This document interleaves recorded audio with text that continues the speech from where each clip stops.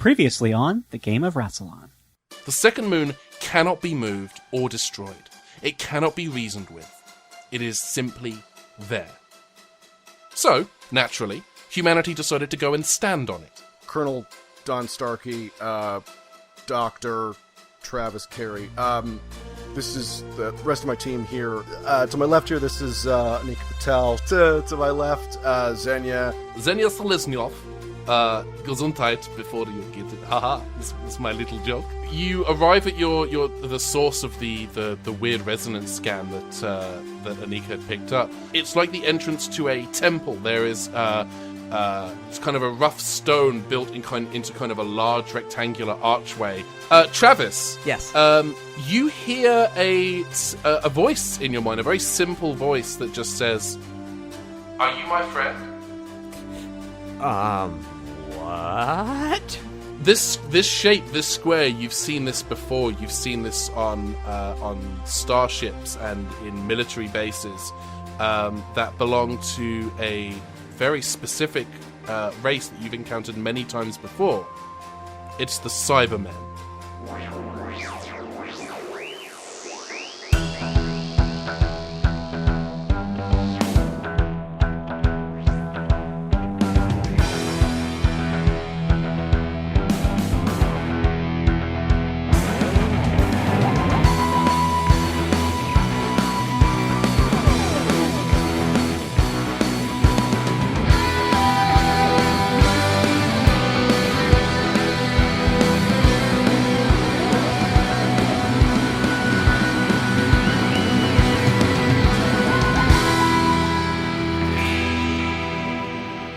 So, Doctor, you are standing in that opening chamber. The unconscious monk at your feet, and the simple square symbol of the Cybermen surrounding you on the ceiling, on the walls, and everyone else is standing in the corridor from that door that slid open. What do you guys want to do right now? Or specifically, the Doctor. What do you want to do? I just start backing away and backing towards the stairs that we came in with, and I just say, we need to go. We need to go now. We need to go quickly, and we need to go efficiently. We need to go. Let's go. We're going. Doctor, Don is next to the fallen monk, like looking him over, and Don says to the Doctor, I'm sorry, Doctor, we can't just leave. I mean, the Earth is in danger. We have to. What's going on here. You're not wrong that the Earth is in danger, but we are all in very imminent danger, and we need to get out of this space immediately. All right, let me head in there and get the rest of the crew, and Don's going to cross over through past the door to the rest of the team. Be like, the Doctor's pretty concerned. We may want to wrap up, everybody. Anika just kind of laughs and says, we can't. There's still so much we can learn from this moon. I don't think we should turn away just yet. What's the Doctor's concern? She seems to think it's pretty dangerous here. I mean, I guess we kind of knew that already. You know what? There was a monk with 4 swords. Hey, look, everyone. I don't mean to interject with your mission, but look, when the Doctor says we are in trouble, she is the authority, and let's listen to her. Like we need to listen. So I think this is yeah.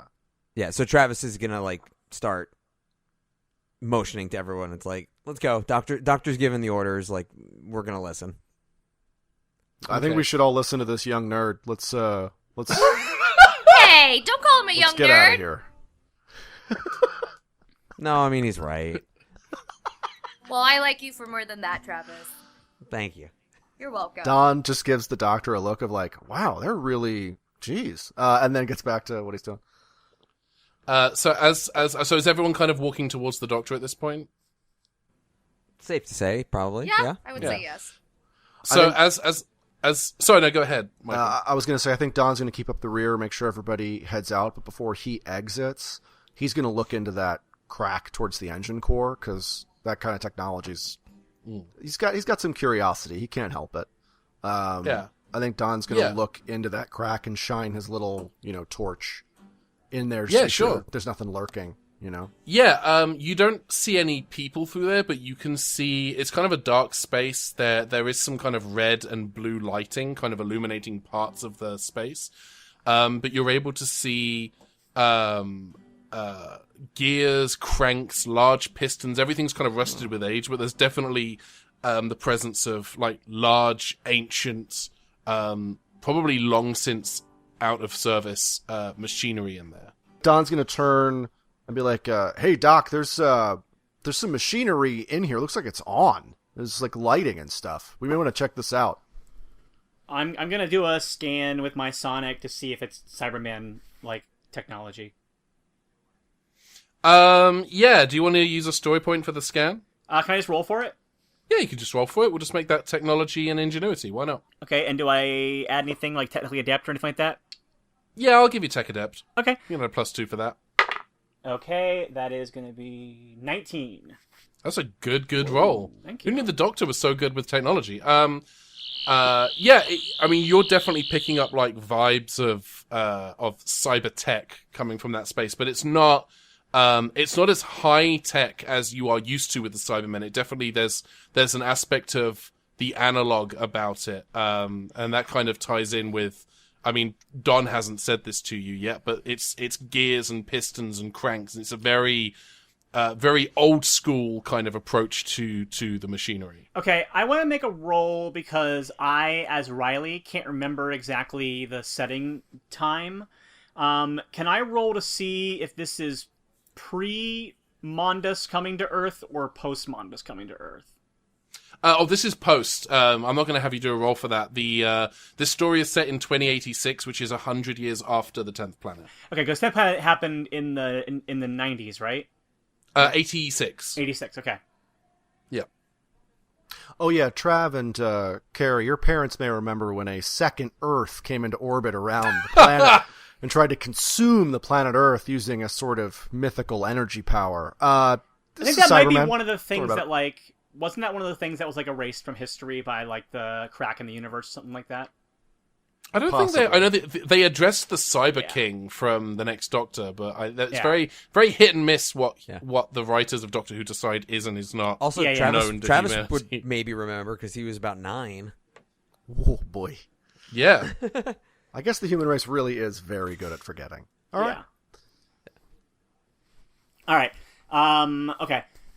So I think that my insatiable curiosity is going to get the better of me, even though I just told everyone to leave. And, like, getting the idea there's, like, some sort of primitive Cyberman tech, I am suddenly going to start walking towards it.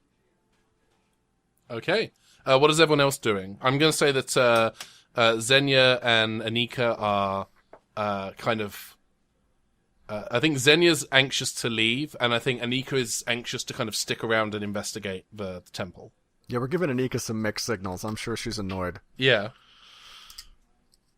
Yeah, she kind of looks at everyone and says, I mean, Don seems pretty keen. The Doctor's kind of done a U-turn. What are we doing? What are we going to do? I think Don, because I've just been recently watching way too much Stargate SG-1, he's going to reach into one of his pockets and pull out a glow stick and kind of crack it open and give it a good shake and throw it into the space beyond the sort of big crack in the wall. Okay. Oh, good call. We'll see if there's ravers here. Yeah.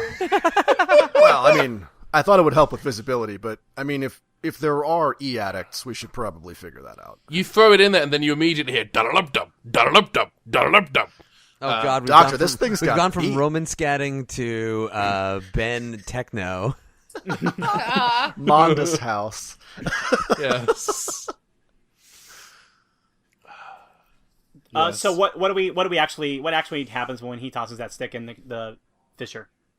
You're able to kind of see more clearly the contents of this room. You're able to see that it lights up a large space of this room, and it seems like it may have once been like an engine room, something that like for a propulsion system of sorts, a very old and out of service but still getting power from somewhere propulsion system. The light illuminates enough of the room that you can see if you kind of poked your head in. Does anyone want to poke their head in? I'm already poking my head in. Yeah.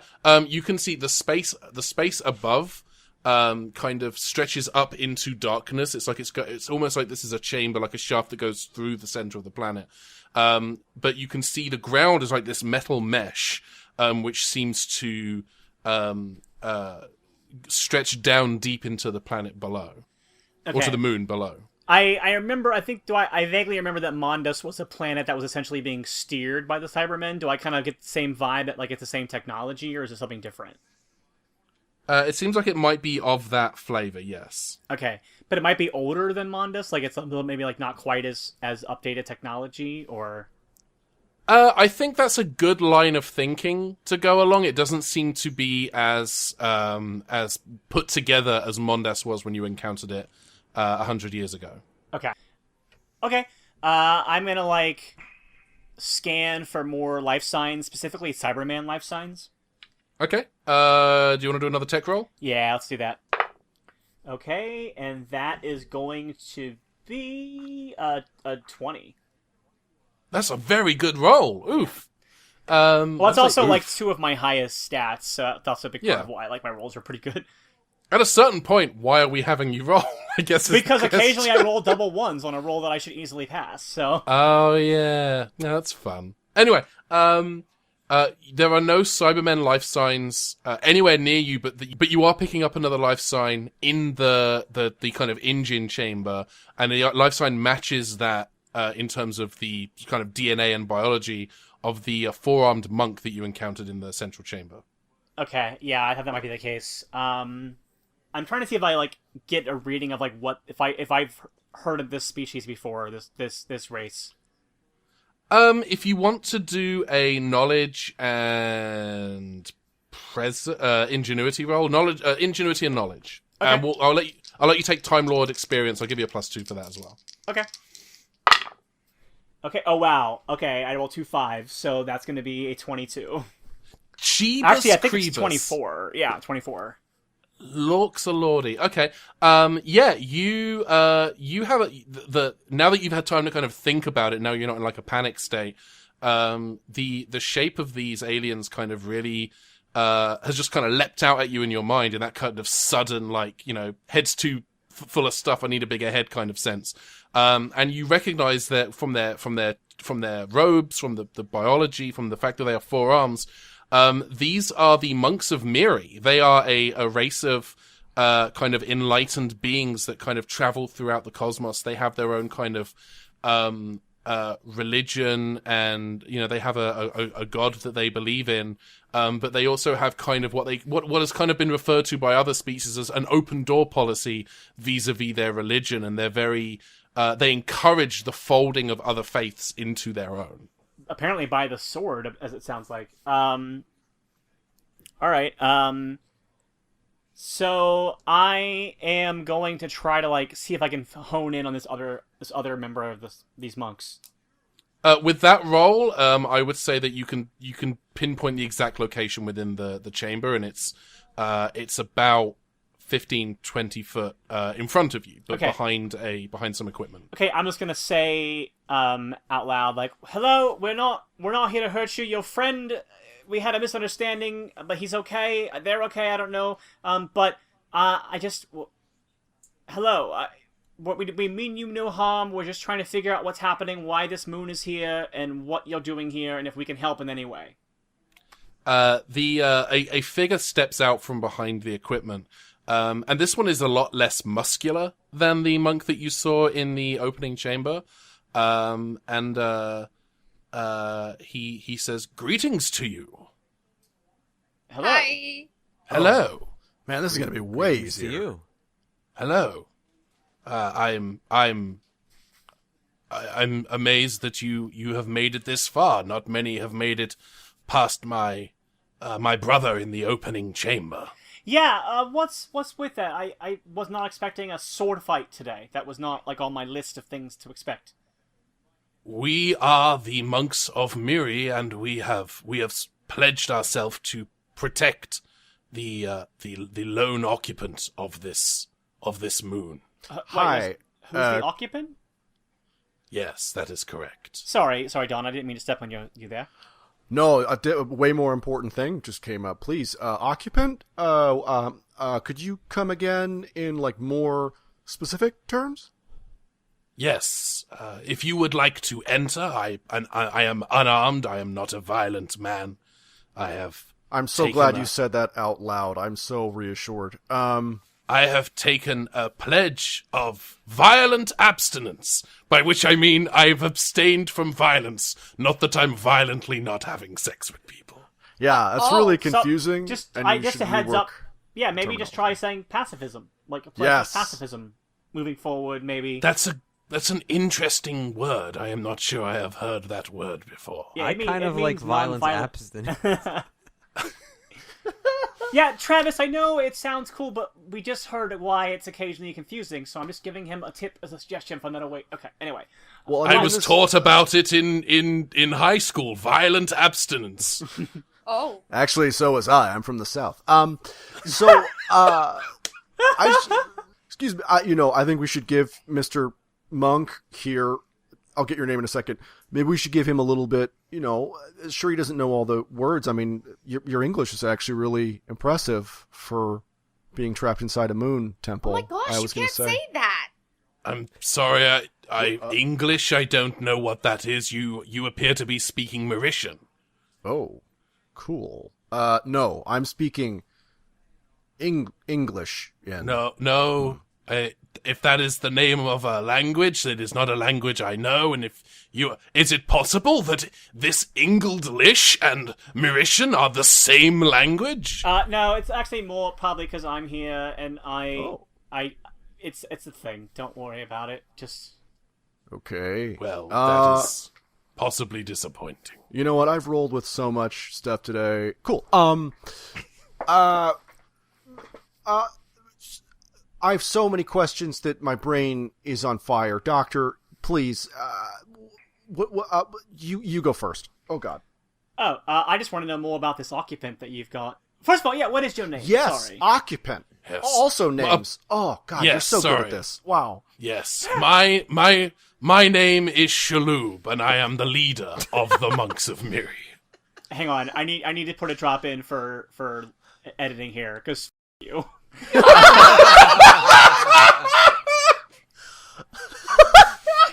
Okay, sorry. I've also been watching a lot of Monk. Man, Antenna TV is relentless. It's all on Pluto, baby. Yeah. H&I as well, weirdly. Anyway, okay. Mr. Shalhoub, do you... Just Shalhoub, it's a name. It's just a singular name. Like Cher. Ah. It's weird that you know who Cher is. Cher is my sister. Oh! Got it. Does she know Sunny? Is this... She's experienced warm weather, yes. I look at Carrie and go, they don't all know each other just because they are all monks of Mary. Oh, okay. Sorry. Travis, do you usually just stand here while they talk? Yeah. Oh. I was just wondering if we just kind of watched while they talked a lot. Alright, sorry, I didn't mean to... Anyway, so you said there's an occupant. I think that's more the important thing for us to get to at this moment. Who is the occupant? It is a long story. Oh no. I sense you yourself. What was your name with the very short scarf? Oh, the doctor. And your brother is responsible for that, but that's okay. Well, not that I hold a grudge or anything. I just, it was an ice scarf, and he does tend to slash first and slash later, and later on, several days later, he'll think, should have asked some questions in there somewhere. But I sense that you yourself may be slightly psychic. Perhaps I could transmit the story to you using my mind. May I? And he reaches up with two of his hands are kind of like resting on his chest, and the other are reaching forward towards your face, but not in a I'm aggressive way, but in a kind of may I kind of way. Yeah, I'll allow it. Okay. Just before the doctor is like, yes, can Don butt in, assuming the monk meets him and be like, yeah, absolutely. It's weird to find out I'm not psychic, but yeah. No, thank you. I was referring to the doctor. She's very clearly in charge of this operation, so I figured she would be the best person to impart that information to. If you want to stand over there with the rest of what I assume is the doctor's lackeys, I will impart this information. I prefer to say friends, but yeah. I need not be privy to the hierarchical establishment of your relationship dynamics. Anyway, and then he places his... Don's gonna walk away doing just kind of one of those disgruntled worker mutters to himself. Just like, I thought I was being nice, but you're gonna be so lacking. A stone appears on the ground and he just starts kicking it. It wasn't there before. So Shalou places his hands on the side of your face, kind of mind meld style, and you are suddenly pulled out of the room that you are in. You are somewhere else. You are on the surface of this moon a very, very long time ago.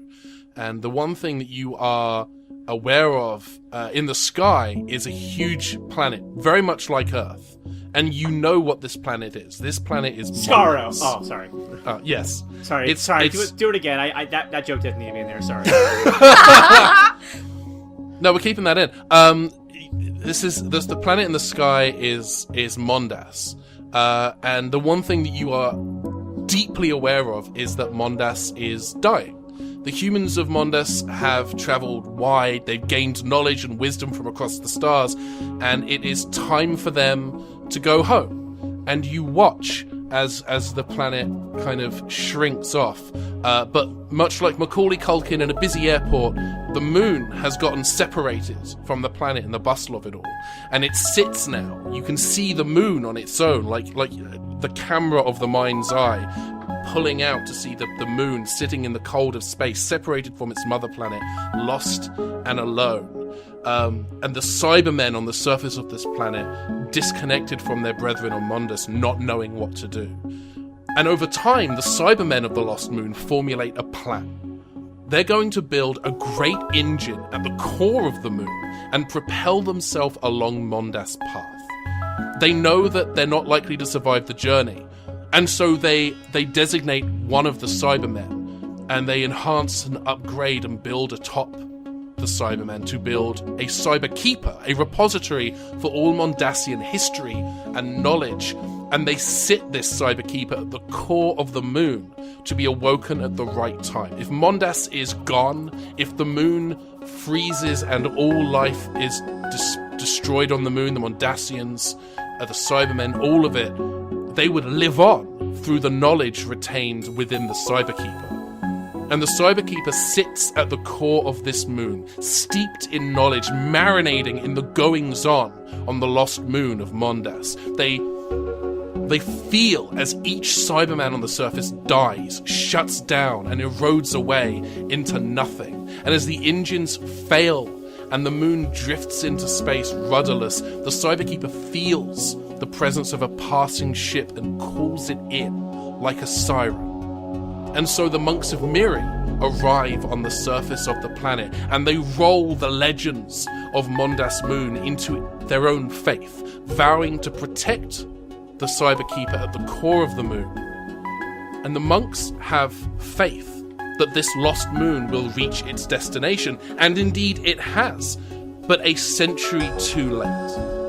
The Lost Moon entered Earth's orbit 100 years after Mondas had arrived and burned itself out, and so the Cyberkeeper reaches out to the surface of the Earth, to humanity, in the hopes that they will draw someone in to awaken the Cyberkeeper and begin the rise of the new Cybermen Empire. Yeah, remember when I said we should go? I definitely think that might have been a better idea than what we did.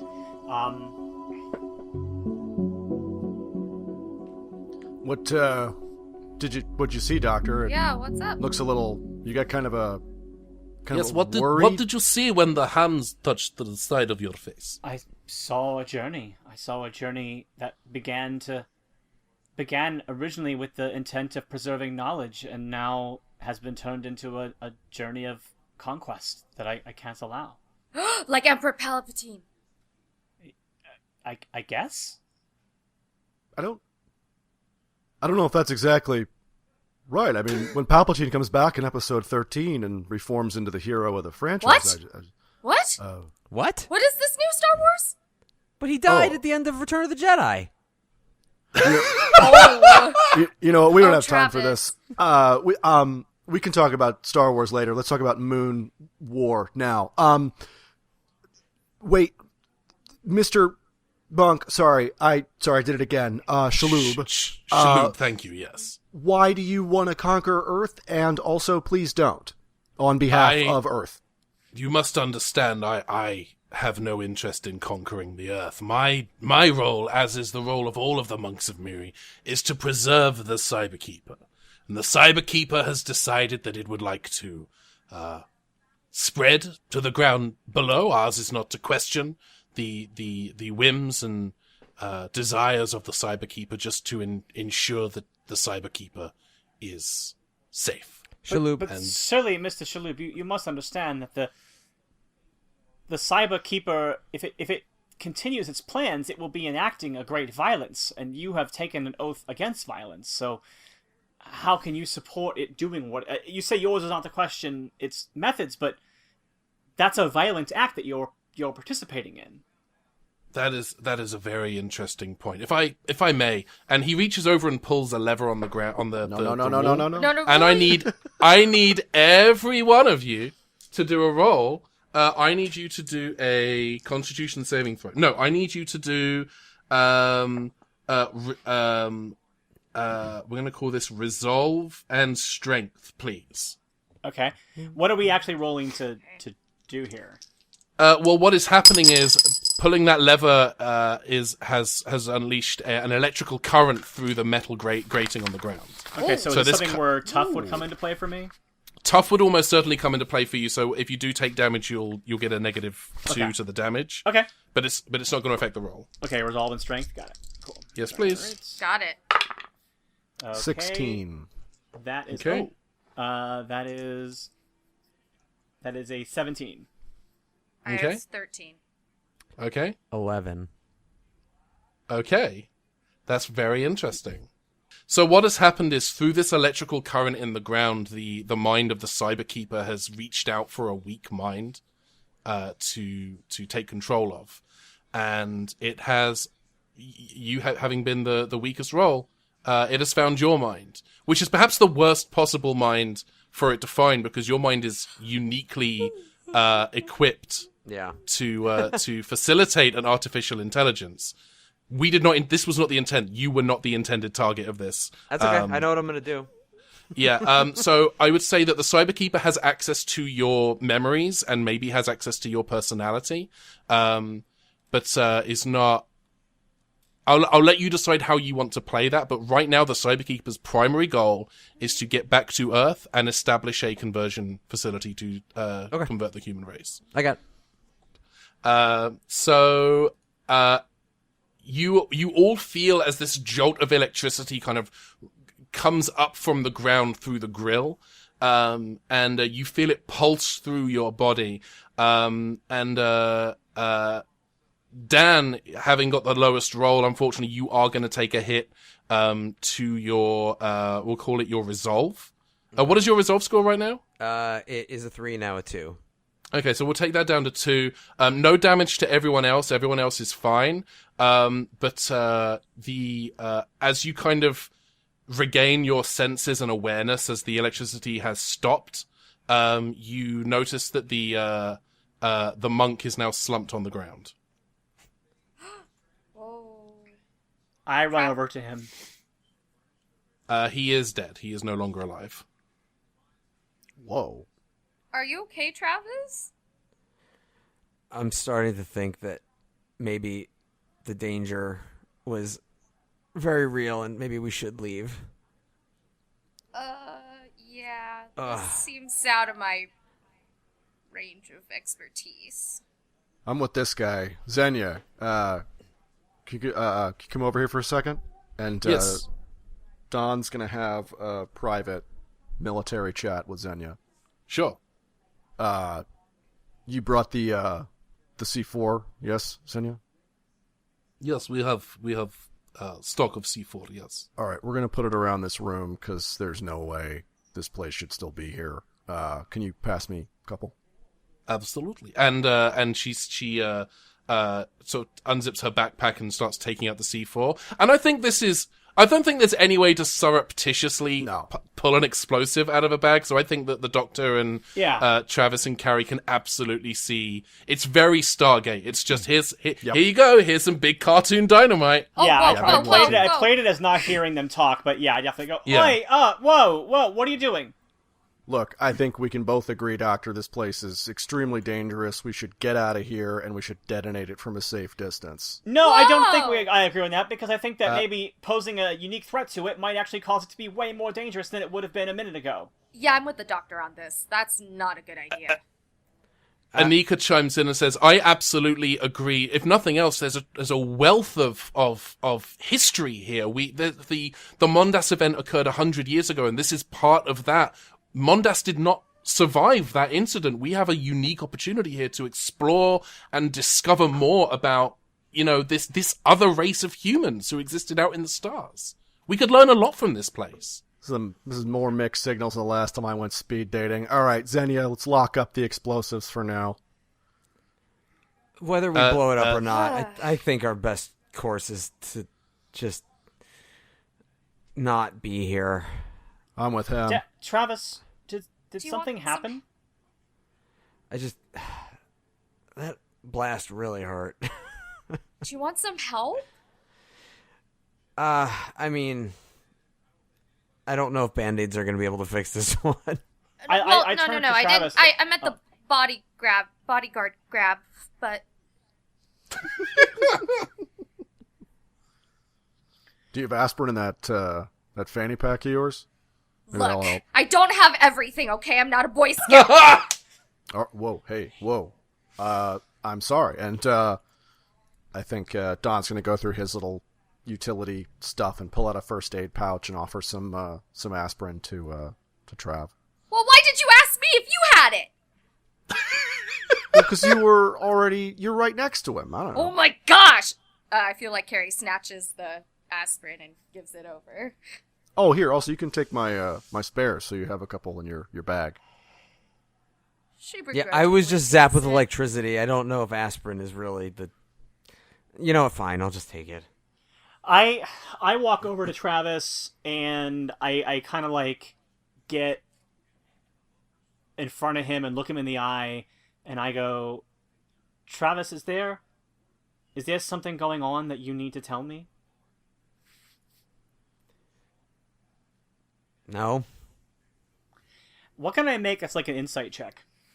I think the closest thing there is going to be, it's probably going to be awareness and resolve, and Travis would have to do a counter roll of presence and convince.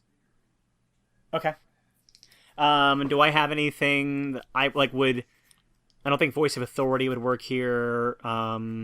Yeah, I mean, I would say probably not because you're not issuing tell me what's wrong. You're asking. Okay. I think that, I mean, if you're trying to talk him into it, I think charming maybe. I think I'd maybe give you a plus 1 or 2 for charming.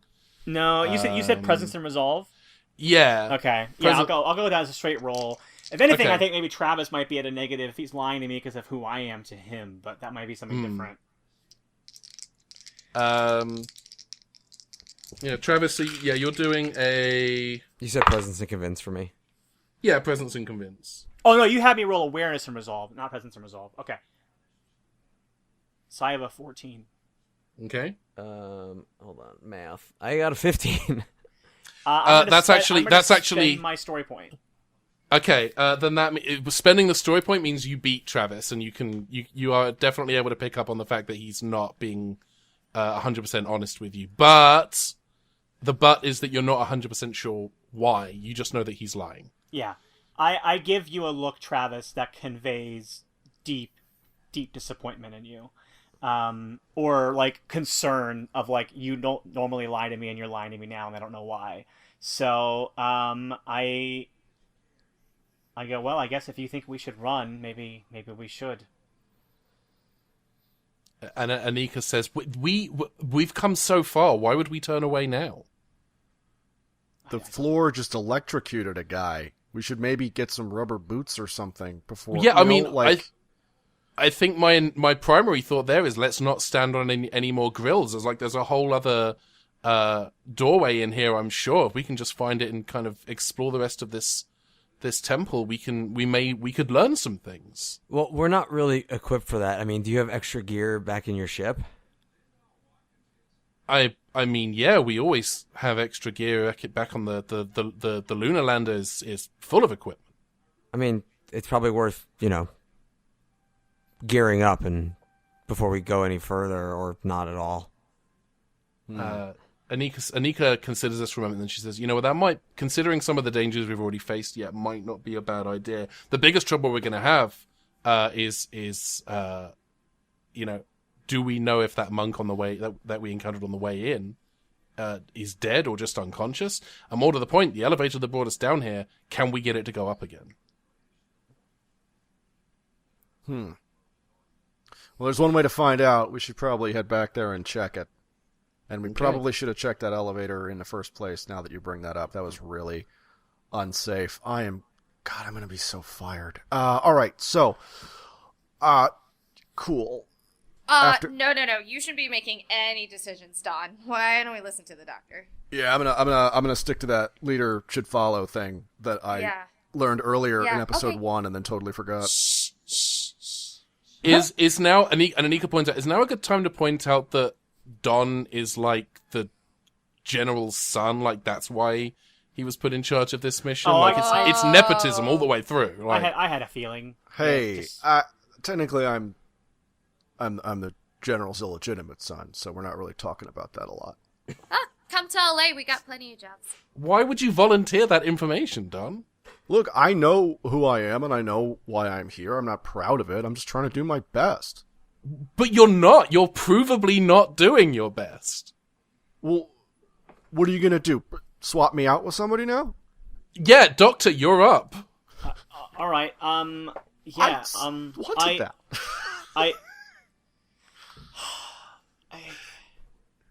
I don't know what's happening here, and I'm confused. So, 'cause something I did not expect just happened. You're telling me, Doctor. All right. Yeah, I said it. God, Don is so thick. I'm not even trying to be this thick. I'm gonna go over to the computer. I kind of want to access the Cyberkeeper logs and see if I can get information. If I can get some of the lore of Mondas separated from the Cyberman systems. I do want as the Doctor lament the fact that Mondas' entire history was lost when the planet was destroyed. So I want to try to get some of the history and the art and the things of Mondas that are worth preserving, before they transformed themselves into the Cybermen and became this imposing race. Yeah. You go to the computer terminal. I'm not going to have you do a roll because what you see on the computer terminal, it's a very kind of old DOS prompt kind of situation. Uh-huh.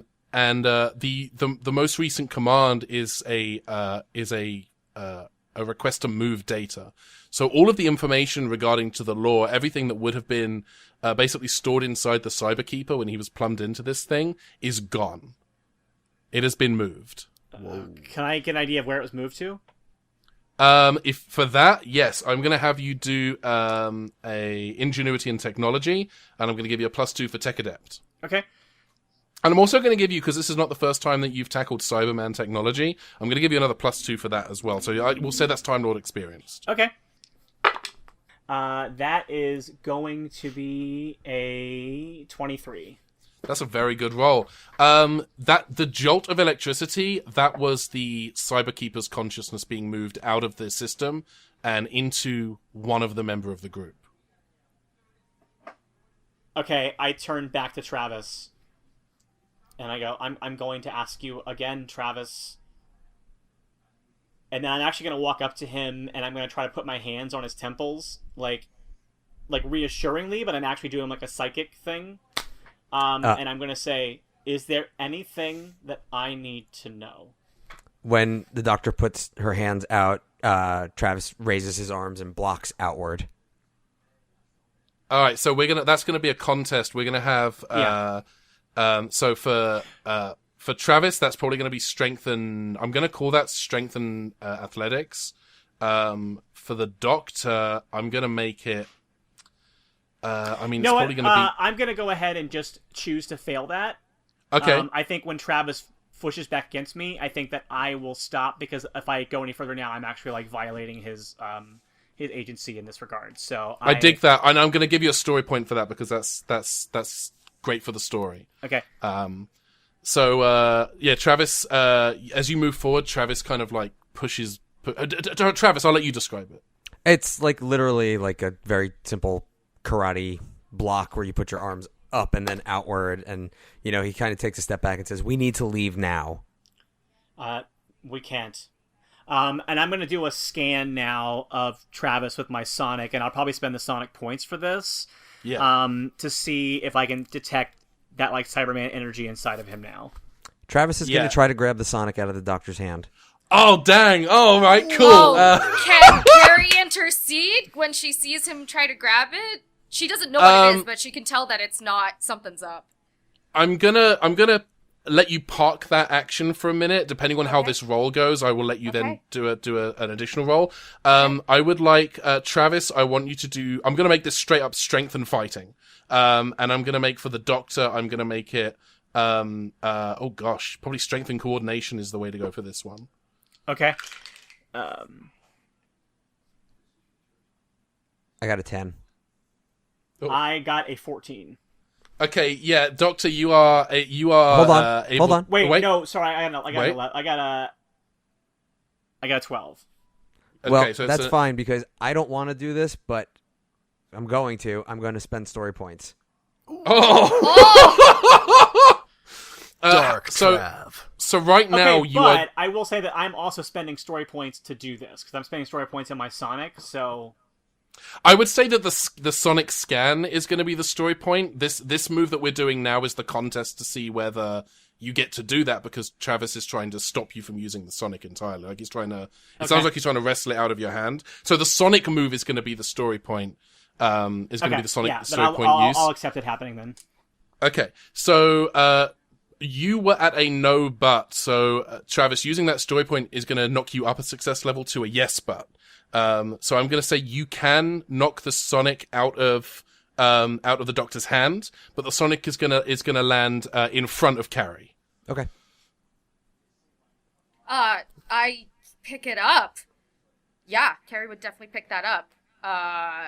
And handing it, starting to walk over to the Doctor to give it back to her.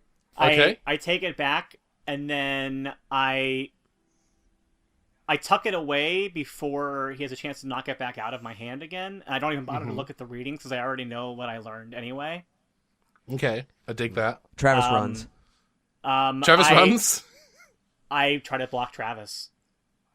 Okay, that... Oh, sorry. yeah, I think pretty much everyone is, I think, going to try to stop Travis at this point, right? Yeah. I think Don's definitely giving Anika, and who's, I think, still closer to the sort of fissure, he's definitely giving her the trip this guy eyes. Yeah, I'm going to have Anika, like, crouch down behind Travis. Which is going to fail, because she doesn't know how to crouch, apparently. So everyone explain what you want to do. I'm going to have Travis do a roll to run, but I need everyone to kind of describe what they're going to do. So Anika was going to crouch down behind him, but didn't get there in time. What does everyone else want to do? I'm going to go ahead and do full-on, like, non-lethal Venusian Aikido and, like, try to, like, grapple him so he can't move. Okay, so that's going to be we're gonna make this a scene because that's kind of what's happening at the moment. Yeah. I would say that if Travis is within reach of the Doctor, then he's also within reach of Carrie because Carrie is next to the Doctor. Right. So if the Doctor's gonna do that fighting action, Carrie, what do you want to do? I definitely want to try to grab his arm or something. Okay. Try to keep him there and ask him what's up, because this is so new to her. She knows Okay. nothing about any of this. Okay, I'm gonna make that also a fighter action. Okay. So you will go after the doctor because the doctor has quick reflexes. Right. Or do you also have quick reflexes? I do not. I'm clumsy. Okay. Oh, brilliant. So you get to roll twice for that.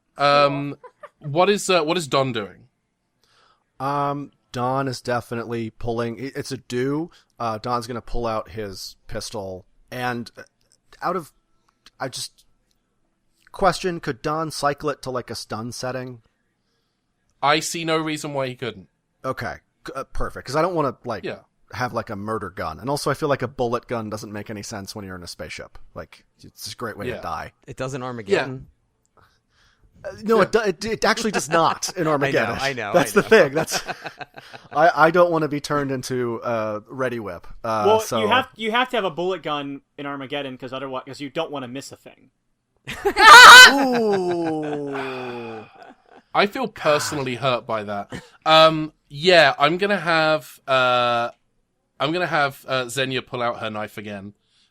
So for the doers, we can start with the doers, which is Xenia pulling out her knife, Don pulling out his weapon and putting it on stun, and then for the fighters, we're gonna start with the doctor because you have quick reflexes. Yeah. Also, I think if the action continues out of the room, just so you know, Ben, I think Don and Xenia are going to stay in this room. Okay. Just setting that up. Okay, so do I go ahead? What do I roll for? Oh, the doer's going first, right? So we've done the doers, so we're now on the fighters. So you were going to Venusian Hokkaido, right? yeah, like a grapple hold to try to stop Travis from being able to run. Yeah, we're gonna call that strength and fighting. Okay. And Travis, I would like you to do a counter roll are you actively blocking? I think it's more of a run and like a duck and dodge dive. Okay, then situation. give me coordination and athletics. Like making the way to the door more than Dodge, anything else. dip, Yeah. duck, dive, and dodge. I couldn't remember. Thank you. I- Drive-ins, dodges, and ducks. Dungeons and Dragons and Ducks and Dives. Do I, Ben? Do I add my quick reflexes to this roll? No, you wouldn't add it because that's the thing that's allowing you to Okay. go. 13. I also got a 13, so I'm going to spend one of my story points to just knock that up a little bit. All right, yeah. You are able to restrain or to kind of hold Travis back, but Travis, you still have an arm free. And now we have who else was going to fight? Well, Carrie was going to try to grab that arm, so Yeah, Carrie, Yes? go for it. If you're going to try and grab that arm, we're going to make that strength and fighting. Okay, strength and fighting. Yeah, you're going to roll for clumsy as well. Oh, Lord. All right, okay, so 3 strength and fighting, you said, so 7. 7 total? Yeah, 7 total. I rolled a 2 and a 1. I know. Oh. I know. Can we have? I'm gonna have Travis because your arm is kind of flailing, so I'm gonna have you roll also strength and fighting, but I'm gonna have you because you are being partially restrained.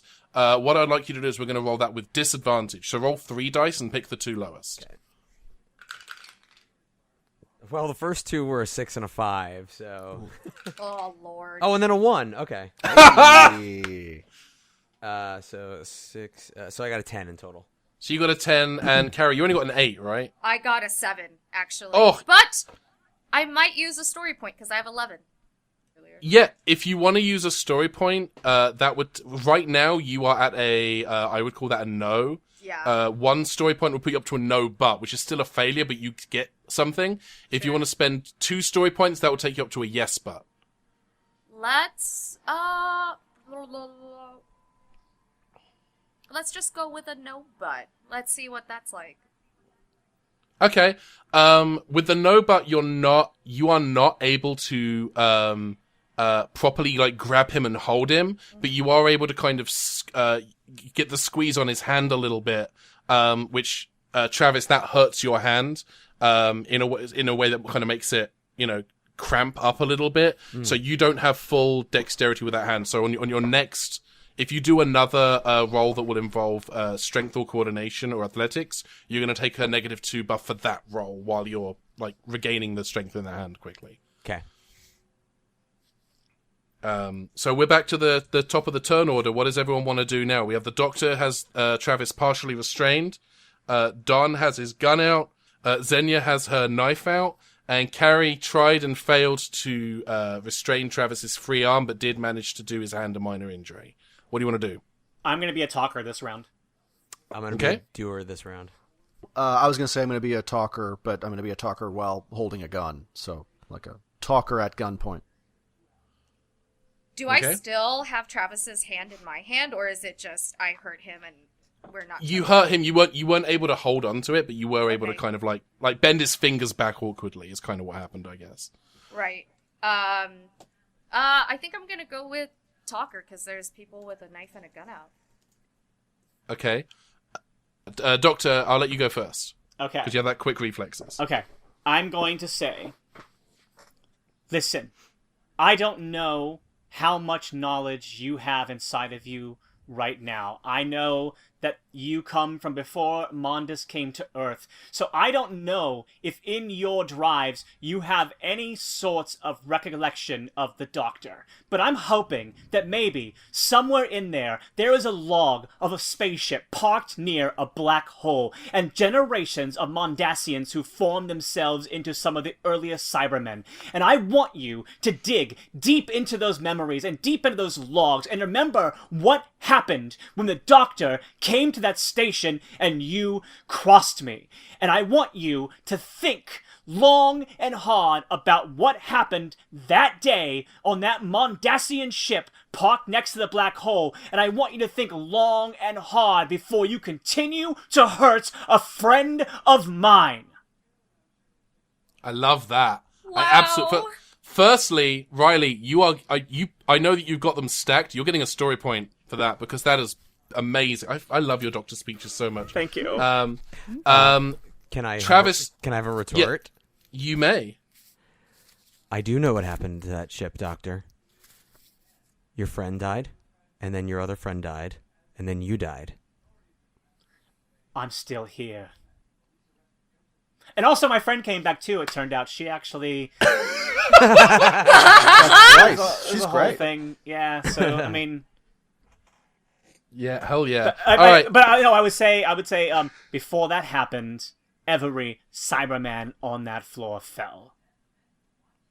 I dig it. I'm gonna Travis, go ahead and give me that roll, but I'm gonna give you a buff of +4 for that because wow.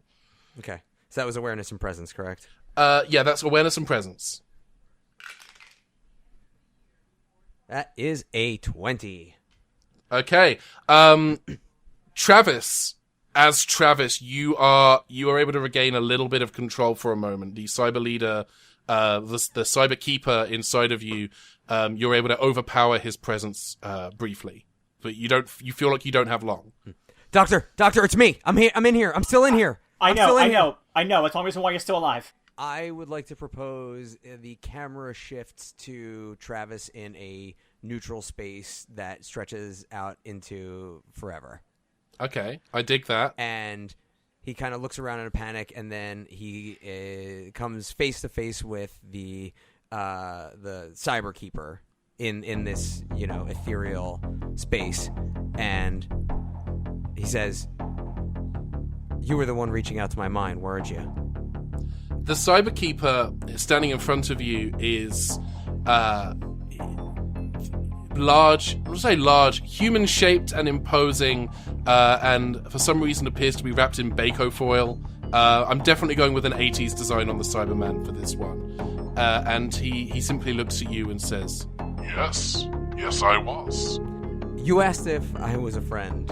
Well, I already have a friend. And behind Travis, there's sort of like swirling shapes and this entity that has been with Travis forms itself into what looks like the Wire and is just as big and intimidating, and it just stands behind Travis, casting a looming shadow even over the Cyberkeeper. And then we go back to the reality of it, and I just hit my peak. okay. That is absolutely fantastic. Back to reality. Oops, there goes Travisy. Oh. Travis, how many story points do you have? I have 11. I'm gonna have you spend 5 of those to give yourself that manifestation of the wire. That's totally It's such a brilliant idea, and I love it to bits. And here's the thing: once the self-isolation is over, I am gonna kiss you on the face. I'm gonna say this. If you're okay with that, this is brilliant. Oh, I want all the hugs and all the kisses once this is over. All right, so outside of Travis's mindscape, what happens? I think he returns back to being possessed, so it's up to everyone else now. Okay. So, so the Doctor, you have Travis. You can see that the Cyberkeeper has kind of asserted its presence again within Travis's body. And who else was? There were more talkers. Yeah, I was gonna say, let everybody go through their turn, and then I'll come back. To me. Yeah, I was going to try to talk Dawn out of putting his gun away, and Dr. Patel with putting her knife away, because they seem to be really taking this situation out of context. Okay, so you're trying to de-escalate everyone who's pulled a weapon. When you say Dr. Patel, do you mean Xenia, right? Is Xenia's the one who has the knife? Yeah. Yeah, Xenia's the one with the knife. Yeah. Sorry, Xenia. I'm sorry. Okay, no, you're good. So what are you going to say? How are you going to articulate that? I think she looks at Dawn and goes, "Hey, I know this day has been kind of crazy. We're living through the same life, my dude. But really don't think the gun's the way to go right now. So if you could just put it away, Dawn. The gun didn't work last time.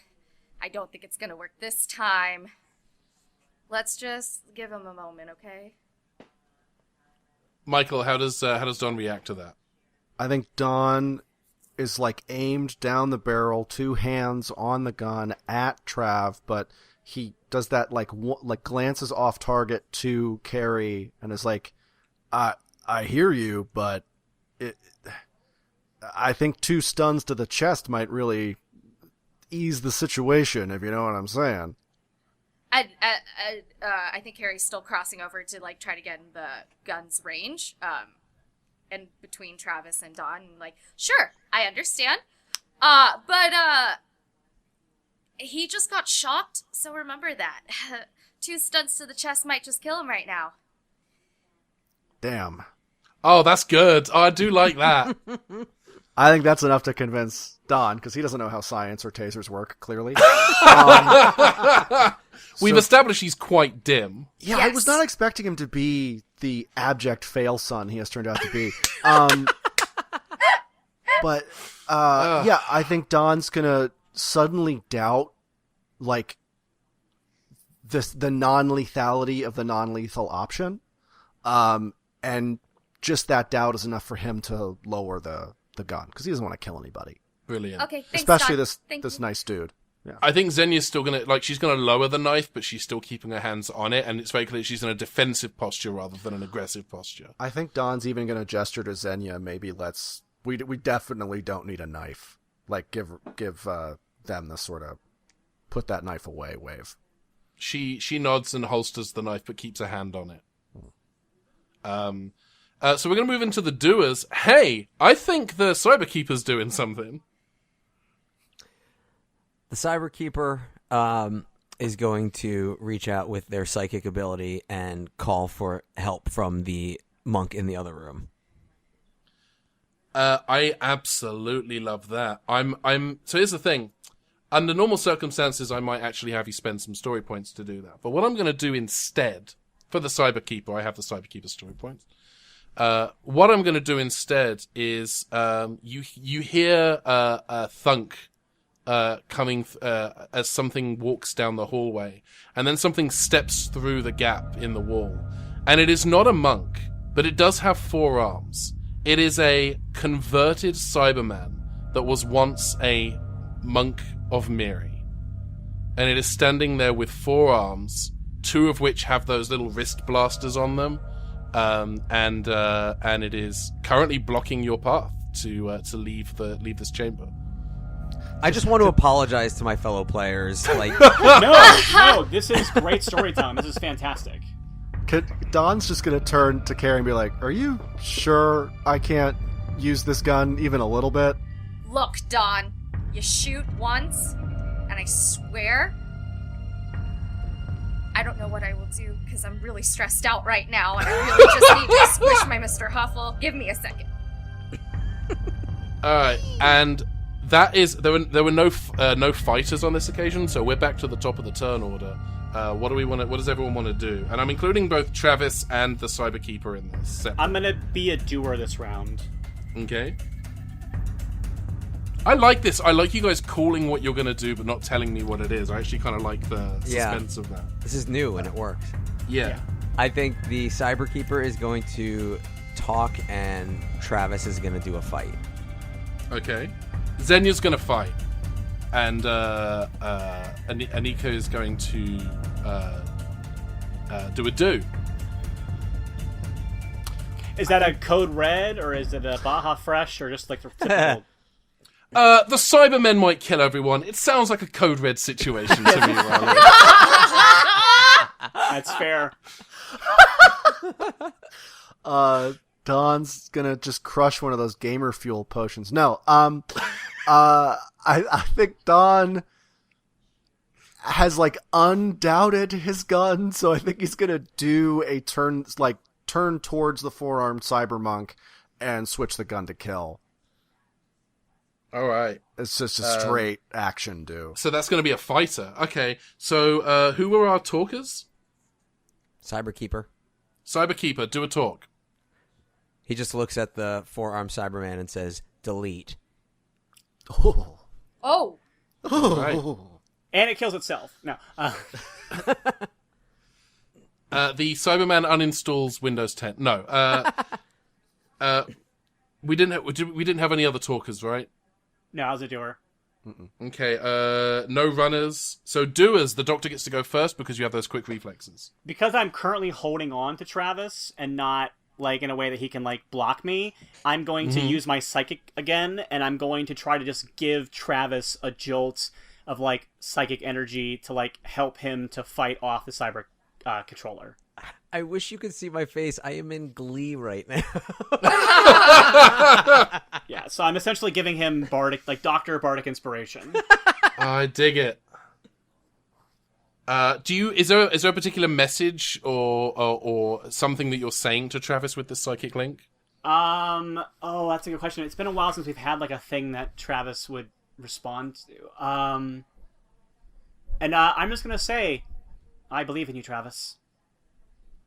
Travis, you're super effective. Sorry. Other doers. Who else was doing? I believe I would. Okay. So,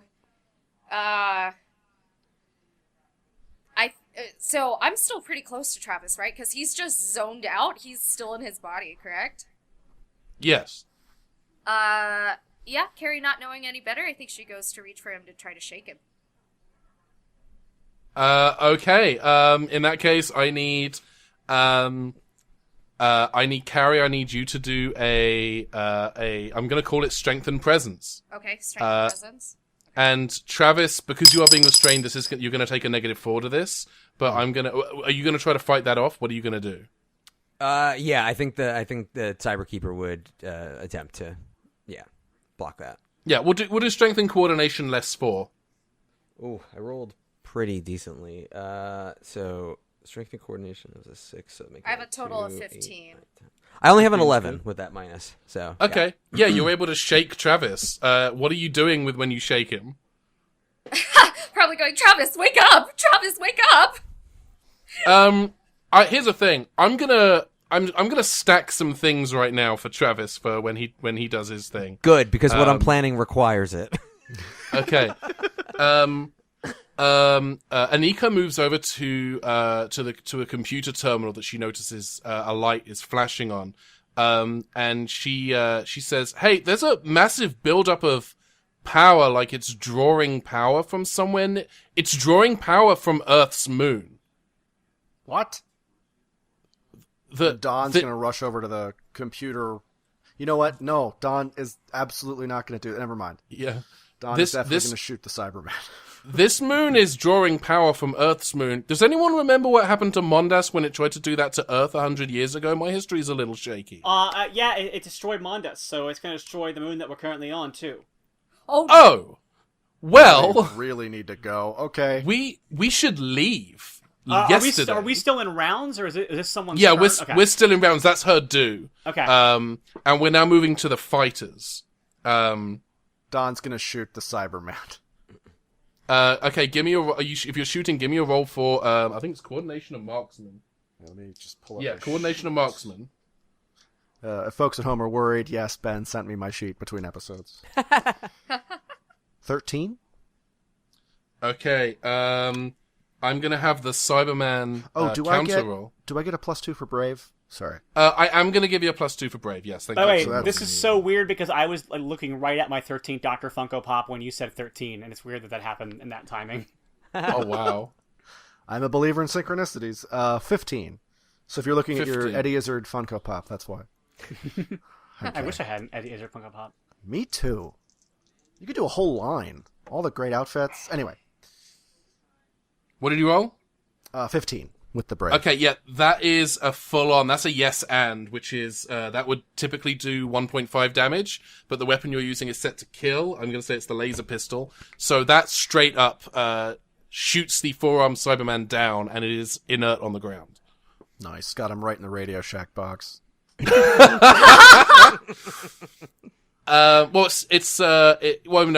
ones are kind of Mondasian Cybermen. It's just the Cyber Keeper who looks like the 80s Cybermen. Oh, okay. Well, then I got him in the accordion. Yeah. So we now move to Travis. Travis, what are you doing? Back in the Mindscape, I don't know if you should have me roll or spend my story points right up front, but I'm just gonna say it. Back in the Mindscape, the entity inside of Travis is still looming large behind him, and Travis says to the Cyber Keeper, "I don't think you're my friend. This is my friend." And he points with two thumbs behind him to the entity, and the entity envelops him like a symbiote, causing him to be as large as the Cyber Keeper's mental avatar, I guess is the best way to describe it. And with superhuman-like speed, Travis dashes towards it and punches it right in the mouth. Yeah. Dan, did you just make a Jaeger battle happen in the middle of our game? A little bit. Nice. Bless Yeah, it. Mecha Dan. I'm all about this. This is this season's Pokemon battle. I love it. Yeah, How Dan many story just summoned points? his Mind Zord. I'm all about this. How many story points do you have left? Can I just say, as a impartial person here, I think you should let him straight roll for this because he already spent 5 story points to manifest the wire. That is true. I'm gonna have you. I'm gonna make this. Thank you, Riley. Ingenuity and technology between Carrie shaking you lucid or trying to shake you lucid and the Doctor's psychic bond. I'm giving you a +10. So I'm going into this with a 17. And I also want to say this, Ben, maybe you're already factoring that +10 into that, but doesn't Travis have a bonus if he's trusted to do a task by someone who has faith in him? Mm-hmm. Yes. He does. Thank you very much. Yes, Reliable. he gets a +2 for reliable. He's also going to get a +2 for brave. Okay, so that's 21 with the buffs, 22, 23, 24, 25, 26 in total. Didn't roll as well as the buffs, but 26. 26 is still very good. Yeah, now, I appreciate that you're trying to do this thing.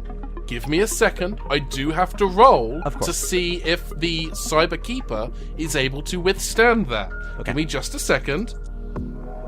So the Cyber Keeper, as your fist comes into contact with the Cyber Keeper's face, the Cyber Keeper kind of explodes in this outward ripple, like broken glass made of pixels and ones and zeros, and it kind of erodes. It's like when someone got hit with the light cycle in Tron Legacy, as they kind of shatter. But the shatter starts from that punch to the face, and all of these these glistening pixels and ones and zeros kind of ripple outwards, and the entire body crumbles apart like the world's largest and smallest Jenga tower of person, as all of these pixels kind of go flying and hit the ground and almost kind of evaporate as they hit the ground, kind of disappearing one by one. And you are standing alone in the well, say alone because you're still in the presence of that entity, as the Cyberkeeper has been obliterated from your mind. I think the entity releases itself from Travis, and Travis and the entity are just sort of looking at one another for the first time ever, like face to face, not contentious, but like they're seeing one another, even if it isn't the entity's actual form. And I think a weird calmness stretches over Travis, and he says, I think you and we might need to have a talk. The entity nods and says in your voice, maybe once we escape from the exploding planet. Outside, in the real world, the moon is starting to shake as Travis goes limp for a second, and you regain control of your own body. Doctor, I'm back. What happened? You were brave, Travis. You did what you were supposed to do. Is the other Cyberman still coming at us? No, the other Cyberman got straight up murdered by Don. Oh, okay. Sorry. At last, he was competent. Focused on good shot. Don did his one thing he's good at and murked a Cyberman. Okay. What has happened then with the cyber consciousness? The Cyberkeeper is, or Travis knows this, and Travis can share this with you, but the Cyberkeeper consciousness is gone. It's been absolutely entirely obliterated. Okay, I'm going to say to Travis, do you know if there was any trace of the Mondasian history anywhere on this moon now? That's a great question. Do I? Here's what I'm going to say. Travis, your brain now having been kind of converted for digital thought and processing, the consciousness that made up the Cyberkeeper is gone. That hostility, that personality is gone, but the knowledge, the repository, the history of Mondas, that is all stored in your mind still. I'm so happy. Whoa! That's exactly what I wanted to happen. Okay, then we run. Everyone run! And then I go running towards the elevator again. Yeah, Anika says, yeah, we gotta get out of here. This planet is gonna blow. I don't know if we're gonna have enough time to even get the lunar lander off of the surface. We don't need that. I have my ship. Come with me. The box? Are we gonna wait for someone to lift your box out? Follow me! Just follow me! Okay! Alright, voice of authority! I'm coming with you! And you all start running towards that elevator in the main chamber. Wait, should we save the other monk? Yes, grab him. The other monk is gone. The other monk is not there. Is he who was converted into the Cyberman? He was converted into the Cyberman. Oh, yes. okay. So yeah, you are running towards kind of that circular panel that was the elevator. What do you want to do? I try to get it to work. All right. How do you want to do that? Use the controls to see if it'll take us back upstairs again. I'm gonna say this: there are not there's no control panel. It seems to have been pressure sensitive before, okay. And now it's not going up. As you stand on it, it's not rising, it's not elevating, it's not doing anything. I have a question. I'm just gonna go, Travis. Can you do something about this? Yep, I was gonna say, does Travis know how it works now that he has the repository of all of the knowledge? Yes. Okay. Yeah. Travis actually, as a combination of your recent exposure to the Cyberkeeper, that's going to linger for just a little bit, and also being tech sensitive, you can kind of reach out with your mind and activate it. Nice. I do that. All right, and I do it with really good arms out acting, not like some people in certain superhero movies are lazy about it. He's going to do it with full commitment and make the elevator move. You don't need to, but you're doing it anyway. Yeah, exactly. Can I make a pitch? Yeah. What if instead Travis turns around and just goes, bridge? No, No, okay. I have an idea. What if Travis looks at everybody and, like the Doctor, snaps his fingers and then the bridge goes up? We have a winner. That's All so right, smooth. Travis- But Travis, Dan, I think you should do the honors and get that on the Please. audio of you Yeah. doing it. Oh, that's Like- gorgeous. Travis, explain what you're gonna do. Yeah, having the lingering knowledge of the Cyberkeeper and all of Mondas and the Tech Adept, he ushers everyone into the elevator, and once he's in, he, with his back to everyone, but facing the elevator door, snaps his fingers, and the door closes, and we start to ascend. And then he slowly Yes. turns around and says, "I'm really sorry I tried to send a Cyberman to kill you. It wasn't me, technically, but I'm very sorry. Everyone in this elevator, I just need to say I'm sorry right now." It's cool. Travis, Happens. I've already forgotten. Everybody- Perfectly fine. You're using the Force right now, so I'm just. I elbow Dawn and I just whisper, #Trary. Ooh. Yeah, Don's tweeting it. Tweeting it. Yeah, but as when the he elevator, tweets it, it destroys another civilization on another planet. Actually, it Don's ripples back. just routes through the As spaceship opposed to Wi-Fi. Twitter, which has destroyed civilization on our actual planet. Yeah. Yeah. Oh, for real. As the elevator rises, you start to feel the rumble of explosions deep within the moon, where in the base where the temple you were just in, and as the elevator reaches the top towards the entrance where you can see the light of the sky outside, you start to see cracks forming in that yellow stone. As you move out onto the surface, you can see cracks starting to form and large red shafts of light starting to emanate from deep within the planet's surface. And the moon buggy is parked right in front of the entrance. Anyone but Don drive. Anybody but me drive, and Don's gonna get in the back. I drive. All right, Doctor, I'm gonna have you do a roll. I need you to roll coordination and transport. Okay. I'm gonna say out loud. Not quite Bessie, but she'll do. Would I get tech adept for this? I'm gonna give you Tech Adept. Yes. Okay. Also brave, because the moon is crumbling apart around you. Okay. Okay, that's gonna be a 17. 17 is good. You whiz. You do a quick 180. Everyone is holding on. I'm not even going to have you do rolls at this point. As you begin to speed back towards where the lunar lander and the TARDIS were parked, the ground is starting to crumble. You're seeing what is the word? I've forgotten the word for that thing. The holes that kind of drop in like streets and things. Oh, like sinkholes? Holes? Fissure. Sinkholes. Yes, thank you. Driving along as sinkholes start to drop to your left and to your right, and anyone who's looking out the rear of the buggy will see kind of a large chain of sinkholes starting to follow you. Like the ground is like the pressure of the buggy is slightly too much and is making the ground crumble like 5-10 foot behind you, and it's like you're being chased by this sinkhole. And then suddenly it's in front of you. The lunar lander and the TARDIS are right there, and Anika says, "We got to pick one, and we got to pick it now." I drive the box. I drive the lunar the buggy right in through the doors of the TARDIS. Oh, I love it.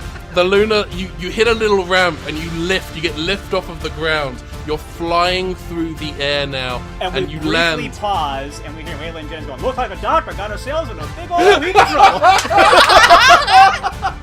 It's so funny because if we didn't have a cold open, it would be amazing to open on this for the beginning of the series. You're probably wondering how this happened. The moon buggy flies through the air, and the front rails come into contact with the front, the inside of the TARDIS, and the moon buggy slides into the TARDIS control room. Do you want to go for like a controlled slide? Yeah. Yeah, you do that. You wrench the wheel at a 90-degree angle and slide up to the TARDIS console. Okay, and then I jump out and I jump right to the console, and I do that same like gravity loop that or lasso that they did in the Journey Home, where they took all the stolen planets and pulled them back to where they belong in the galaxy. and I'm gonna try to pull the moon away from the Earth's orbit so that its destruction doesn't like crash down on the Earth and like wreak havoc on the Earth's surface.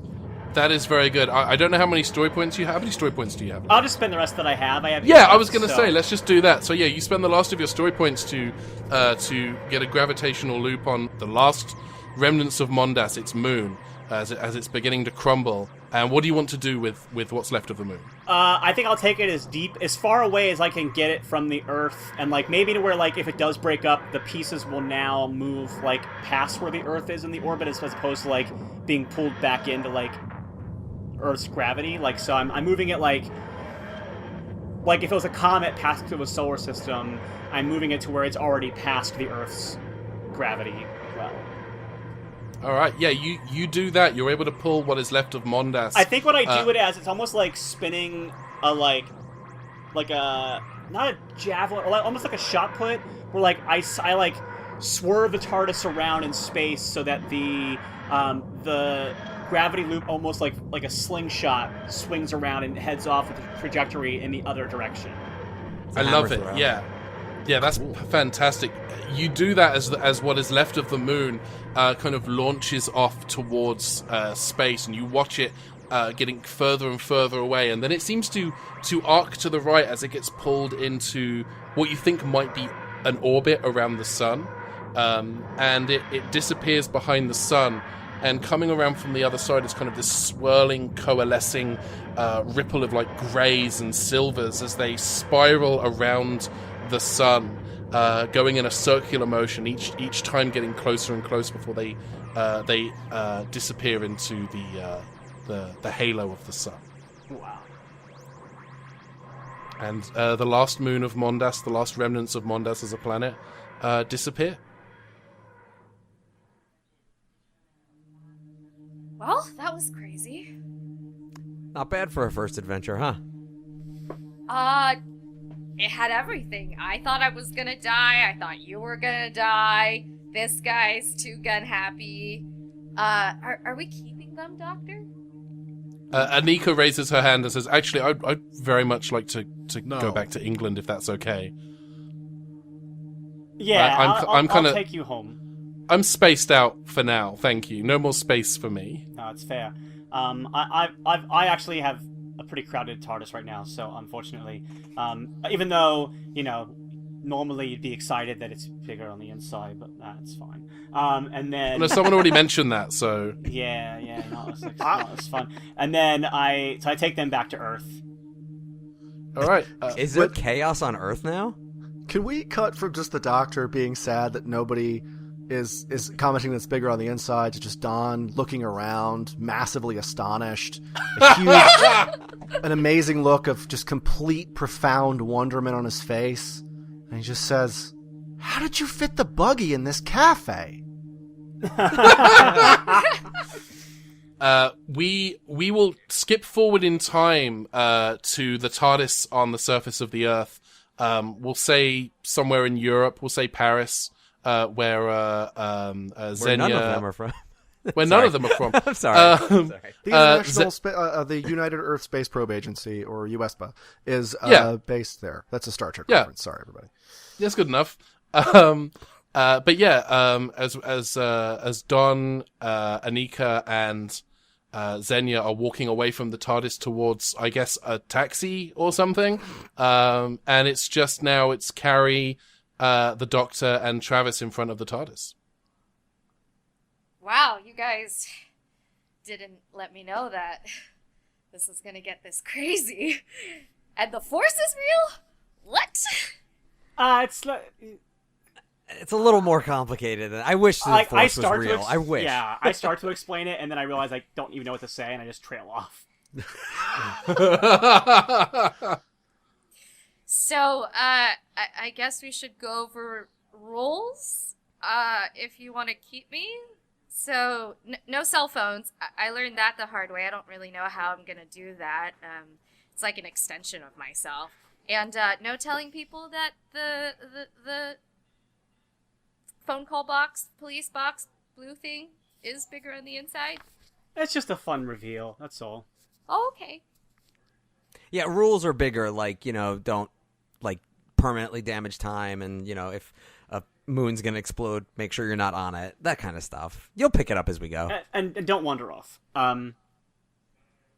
Well, you might have to keep me on leash for that. And it's not that you can't have a cell phone. It's just kind of like a whole history balance of time. So just like you don't want to like reveal what's going to happen in the future to people who haven't experienced it yet. It's like spoilers thing. Got it. But we can take a selfie, right? Oh yeah, I love a selfie. Okay. I put like a peace sign. Come on in, Travis. And like he's there. A very Jody type pose with that one. Like, yeah. So the three of you kind of step into the frame of Carrie's camera to take this selfie. Yeah. Yeah. As Carrie presses the button, there is a flash, which is unusual because there's not usually a flash on the front-facing camera. But this flash is experienced.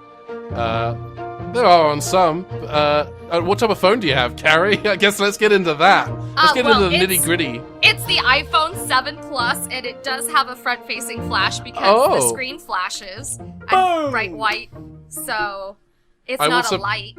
I will subtract a story point from my pool of story points that I've been using. There is a flash, and then Travis, you find yourself in that vast space again.